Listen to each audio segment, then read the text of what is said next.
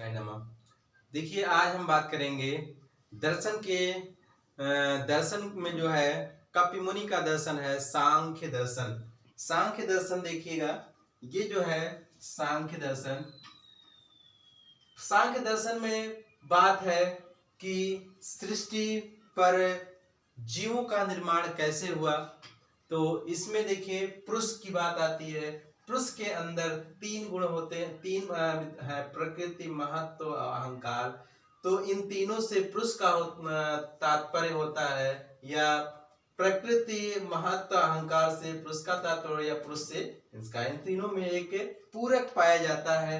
इसके बाद आते हैं, इन तीनों में महत्व पहले आते हैं, हम बात देते हैं अहंकार का।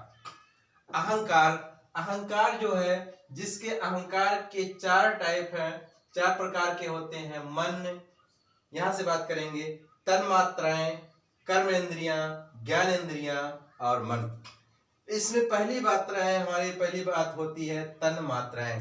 तन्मात्राएं मतलब जिससे तन की मात्रा या तन का, शरीर का निर्माण होता है, वो है तन्मात्राएं। तन्मात्राएं में जो है शरीर का निर्माण कैसे होता है, तो वो देखिए यहाँ पे है शब्द, स्पर्श, रूप, रस, गंध।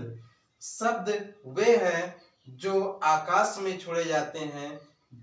कहा जाता है शब्द तीर के भांति होती है। जिस प्रकार मुख से छोड़ा गया शब्द और धनुष से छोड़ी गई तीर कभी वापस नहीं आती है।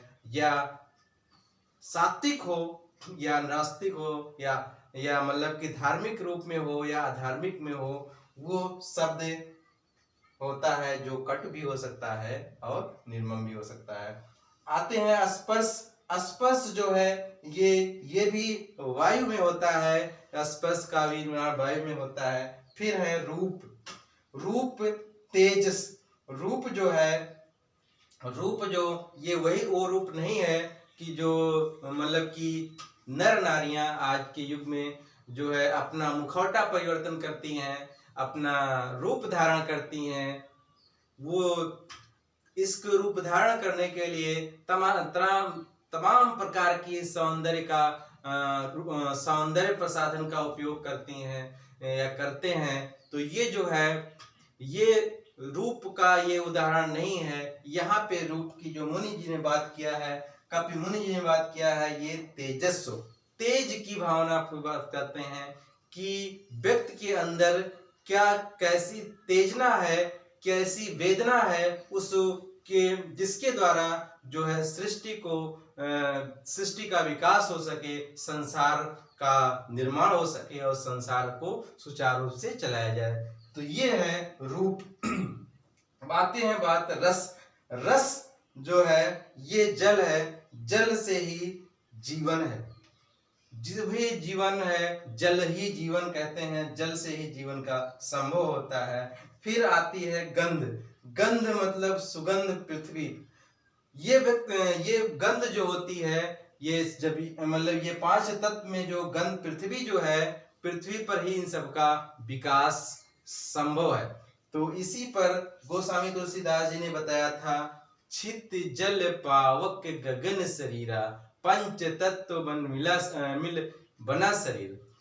तो कहने का मतलब यह है कि तुलसीदास की वाणी में छित जल पावक गगन शरीर, मतलब कि क्षितिज, पृथ्वी, जल, पावक पवन, हवा, वायु, जल से मिलकर के शरीर का निर्माण होता है। फिर आते हैं तन्मात्राएं में, ये हमारे हो गए। ये सब जो है स्त्री पुरुष नर नारी के चारों ओर विद्यमान रहते हैं। इन्हीं से जो है ये नए जीव का निर्माण होता है। अब बात ये आती है कर्मेंद्रियां और ज्ञानेंद्रियां। कर्मेंद्रियां, ज्ञानेंद्रियां क्या है? यह नारी के गर्भधारण के 3 मंथ के बाद इसका विकास होता है। कर्मेंद्रियां ये भी 3 मंथ के बाद होता है। इसे मुख, हाथ, पैर, मलय निष्कानेंद्रियां, प्रजननेंद्रियां, ये सब 5 जो है ये 3 मंथ के बाद इन सब का विकास हो जाता है। और ये उसके बाद आते हैं ज्ञानेंद्रियां। मेन बात होती है ज्ञानेंद्रियां। ज्ञानेंद्रियां में ये भी 5 प्रकार के हैं, श्रोत, त्वक, चक्षु, रसना, घ्राणी। कपि मुनि द्वारा बताया गया। श्रोत को यहाँ पे कहते हैं हम सुनने का यंत्र, जिसे हम कान कहते हैं, कर्णक। और त्वक त्वचा, त्वचा से जिससे से हम किसी भी वस्तु को उठा सकते हैं, इधर उधर ले जा सकते हैं। चक्षु नेत्र, लोचन, नयन जिसे कहते हैं हम नेत्र कहते हैं, जिससे हम देखते हैं। रसना, रसना मतलब कि जो रस को आनंद करना, जिसे हम स्वाद को चखना, जिसे हम जीवा कहते हैं, जीव भी कहते हैं। घ्राण, घ्राण मतलब होगा सूंघने योग्य जो होता है, जिसे हम नाक कहते हैं। ये तो ये जो है ज्ञानेंद्रियां, ये भी इन सब का जो है स्त्री के गर्भ धारण के 3 मंथ बाद इन सब का भी विकास होना चालू हो जाता है। फिर है मन।